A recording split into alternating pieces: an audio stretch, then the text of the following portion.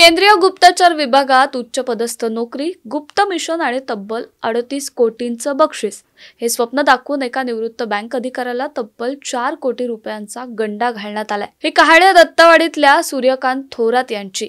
2019 मध्ये त्यांच्या पत्नीचा भाऊ सुनील प्रभाळे याने संपर्क साधला। तो म्हणाला, माझा मुलगा शुभम केंद्रीय गुप्तचर खात्यात मोठ्या पदावर आहे।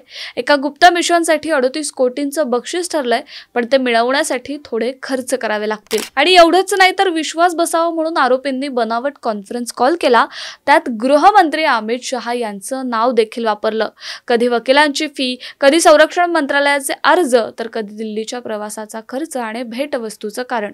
असं करून 2020 ते 24 दरम्यान थोरात यांच्याकडून कोट्यावधी रुपये उगळले गेले।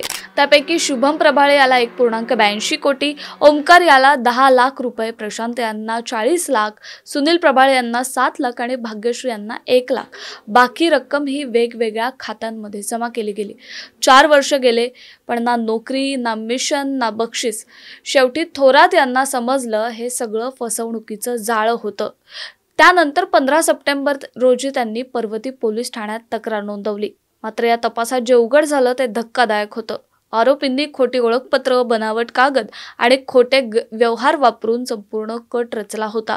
सर्व आरोपी धनकवडे आणि सहकार नगर परिसरातील आहेत। आता पोलीस बँक खात्यांची फॉरेन्सिक तपासणी करतात आणि या तपासामध्ये आणखी पुरावे समोर येण्याची शक्यता आहे। मोठा आमिष दाखवलं की कितीही अनुभवी माणूस असला तरी फसतो, पण या घटनेतून आपल्याला एकच धडा मिळालाय, अशा स्वप्नांना बळी पडू नका। हा व्हिडिओ कसा वाटला, या घटनेवर तुमचं मत काय, आम्हाला कमेंट बॉक्समध्ये नक्की सांगा। व्हिडिओ माहितीपूर्ण वाटला असेल तर लाईक करा, शेअर करा आणि अशाच सत्यकथांसाठी आमच्या सिविक मिररच्या YouTube आणि Instagramला लाईक, शेअर आणि सबस्क्राईब करायला विसरू नका।